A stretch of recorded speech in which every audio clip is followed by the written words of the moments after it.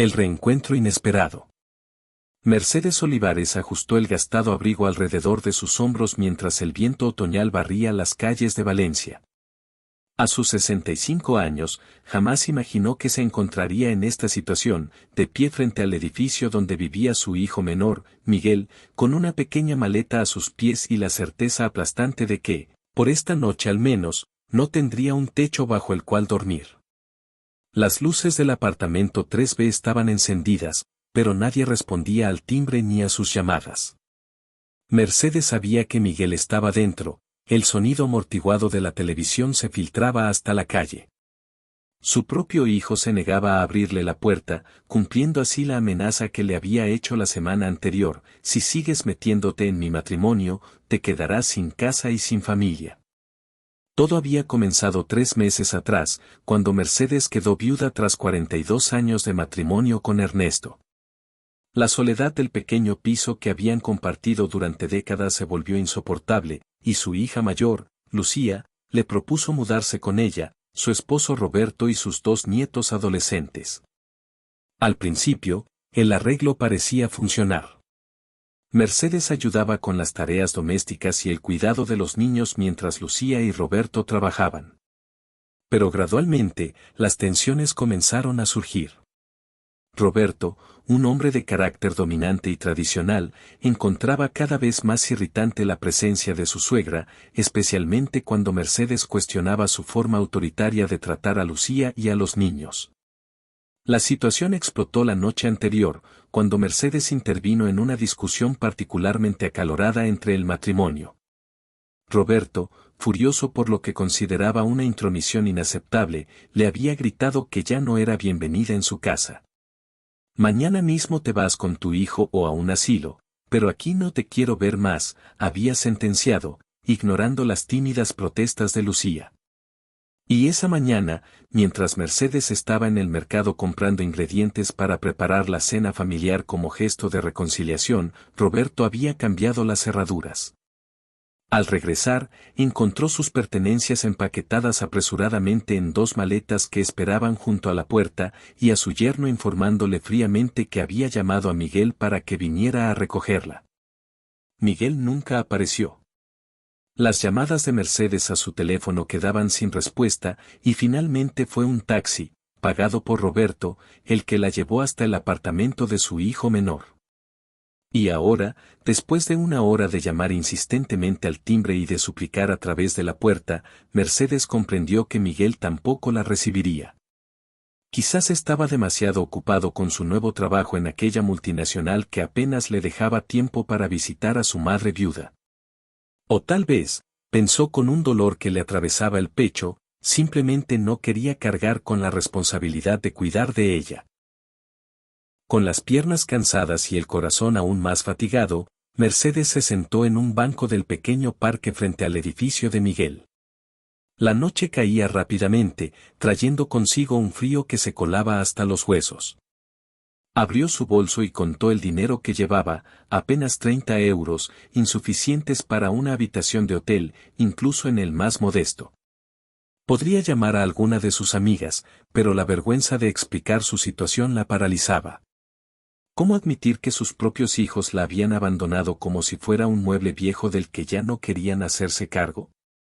Las horas pasaron lentamente mientras Mercedes permanecía en aquel banco, observando cómo las ventanas de los edificios circundantes se iluminaban una a una, familias reuniéndose para cenar, vidas normales desarrollándose a pocos metros de su desesperación. Ocasionalmente, algún transeúnte la miraba con curiosidad o recelo, pero nadie se detenía a preguntar por qué una mujer mayor pasaba la noche en un banco de parque con una maleta a sus pies. En esta ciudad grande e indiferente, su dolor era invisible. Cerca de la medianoche, cuando el parque había quedado completamente desierto y el frío se había intensificado hasta hacer temblar sus manos, Mercedes escuchó pasos acercándose. Instintivamente, se tensó, recordando las historias de asaltos nocturnos que tanto la habían preocupado cuando sus hijos eran adolescentes y salían de noche. Una figura masculina emergió de las sombras y se detuvo frente a ella. Mercedes contuvo la respiración, preparándose para lo peor. «¿Señora?». ¿Se encuentra bien?, preguntó una voz grave pero amable. A la tenue luz de la farola, Mercedes distinguió a un hombre de mediana edad, vestido con ropa sencilla pero limpia, que la observaba con genuina preocupación. Había algo extrañamente familiar en su rostro curtido por el sol, en la forma en que inclinaba ligeramente la cabeza mientras esperaba su respuesta. Estoy bien, respondió automáticamente, con esa dignidad que nunca la abandonaba, ni siquiera en los momentos más difíciles. Solo estoy esperando a alguien. La mentira sonó hueca incluso para sus propios oídos, y el hombre no pareció creerla. Se sentó en el extremo opuesto del banco, manteniendo una distancia respetuosa. Hace demasiado frío para esperar afuera, comentó, frotándose las manos. Y es muy tarde para que una señora esté sola en un parque. No había reproche en su voz, solo una preocupación que Mercedes no había escuchado en mucho tiempo, ni siquiera de sus propios hijos. Quizás fue el agotamiento emocional de las últimas 24 horas, o tal vez la inesperada amabilidad de un desconocido, pero Mercedes sintió que las defensas que había mantenido durante todo el día comenzaban a desmoronarse. Antes de poder contenerse, las lágrimas brotaron de sus ojos, y entre sollozos entrecortados, le contó su situación a aquel hombre. La muerte de Ernesto, los conflictos con su yerno, la indiferencia de Miguel, y ahora, la perspectiva de pasar la noche a la intemperie. El hombre la escuchó en silencio, sin interrumpir, sin juzgar. Cuando Mercedes terminó su relato, secándose las lágrimas con un pañuelo bordado que había pertenecido a su madre, él habló con una voz que parecía venir de muy lejos. Mi madre también se llamaba Mercedes, dijo simplemente. Hace más de 20 años que no la veo. Algo en la forma en que pronunció esas palabras hizo que Mercedes lo mirara con más atención. El hombre continuó, como si hubiera estado esperando años para contar esta historia. Me fui de casa a los 18 años, después de una pelea terrible con mi padre. Él quería que estudiara derecho, que siguiera sus pasos, pero yo soñaba con viajar, con conocer mundo.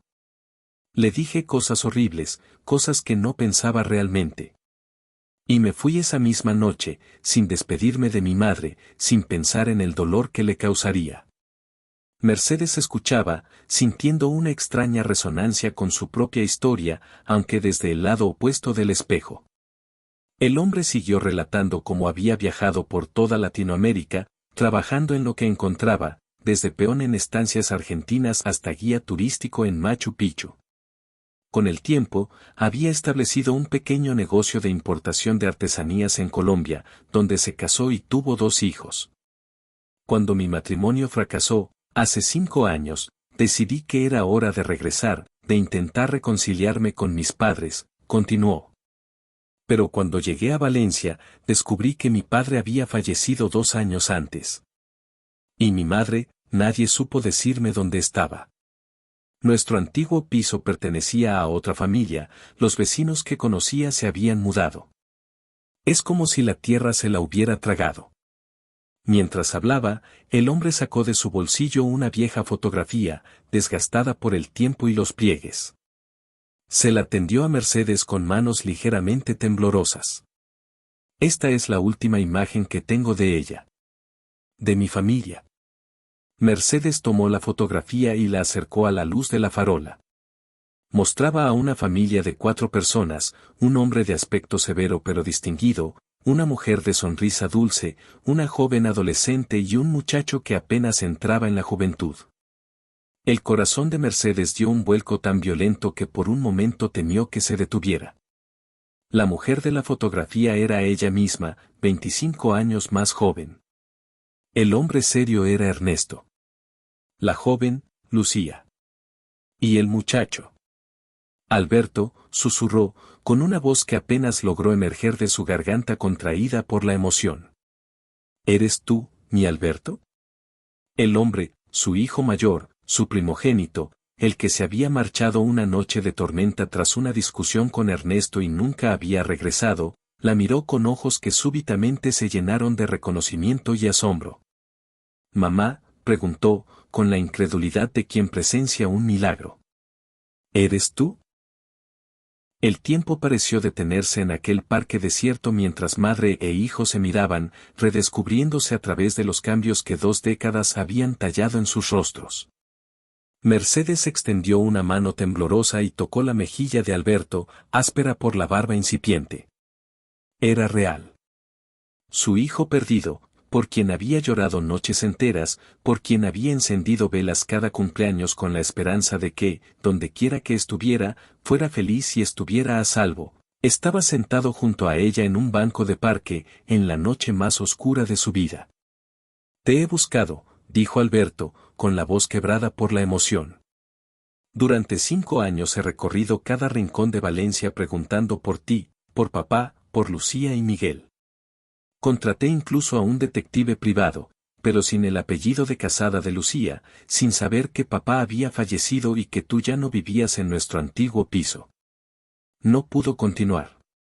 Las lágrimas, esas que había contenido durante años de soledad y arrepentimiento, finalmente encontraron su cauce. Mercedes lo abrazó como solo una madre puede abrazar, con todo el amor acumulado durante años de ausencia, con el perdón que siempre había estado esperando para ser otorgado, con la certeza de que, sin importar el tiempo transcurrido, el vínculo entre ellos nunca se había roto realmente. «Mi niño», susurró contra su cabello, ahora salpicado de canas. «Mi Alberto. Has vuelto a casa». Permanecieron así, abrazados en aquel banco bajo la luz mortecina de la farola, mientras Alberto le contaba fragmentos de su vida lejos de España, su matrimonio con Claudia, una profesora colombiana, sus hijos, Martín y Elena, ahora adolescentes, su pequeño negocio de importación que había prosperado lo suficiente para permitirle regresar a Valencia y buscar a su familia. Mercedes escuchaba con avidez, intentando recuperar en minutos los años perdidos, imaginando a los nietos que nunca había conocido, visualizando la vida de su hijo mayor en tierras lejanas. Cuando el reloj de una iglesia cercana marcó las 2 de la madrugada, Alberto se puso de pie y tendió su mano a Mercedes. «Vamos a casa, mamá», dijo con una sonrisa que iluminó su rostro cansado. «Tengo un pequeño apartamento a unas calles de aquí. No es gran cosa, pero hay una habitación para ti, y mañana podemos empezar a arreglar todo esto». Mercedes tomó su mano, sintiendo que un peso enorme se levantaba de sus hombros. Mientras caminaban juntos por las calles desiertas, Alberto cargando su maleta como si fuera el tesoro más preciado, Mercedes pensó en las vueltas inexplicables del destino. Había salido de casa de su hija esa mañana sintiéndose abandonada por toda su familia, y ahora, en la noche más oscura, había recuperado al hijo que creía perdido para siempre. El apartamento de Alberto era pequeño pero acogedor, decorado con artesanías coloridas que hablaban de sus años en Latinoamérica. Fotografías de 2 adolescentes sonrientes. Sus nietos, comprendió Mercedes con una oleada de emoción, adornaban las paredes. Mientras Alberto preparaba té en la cocina, Mercedes observaba aquellas imágenes, maravillándose ante los rasgos familiares que se repetían en una nueva generación, los ojos de Ernesto en el muchacho, su propia sonrisa en la niña. «Martín cumplirá 17 el mes que viene», comentó Alberto, entregándole una taza humeante. «Y Elena tiene 15. Son buenos chicos, mamá. Inteligentes, amables. Te adorarán cuando te conozcan». Hablaba con el orgullo inconfundible de un padre, el mismo que Mercedes había escuchado en la voz de Ernesto cuando hablaba de sus hijos. «¿Ellos saben de mí?», preguntó Mercedes, súbitamente preocupada por la posibilidad de ser una extraña para sus propios nietos. Alberto asintió con vehemencia. «Les he hablado de ti toda su vida. Conocen las historias de cómo me cuidabas cuando enfermaba, cómo me defendías de la severidad de papá, cómo me enseñaste a cocinar paella». Hizo una pausa, con una expresión de arrepentimiento que atravesó el corazón de Mercedes. «Les he dicho que cometí el error más grande de mi vida al marcharme como lo hice, sin despedirme, sin manteneros informados de dónde estaba.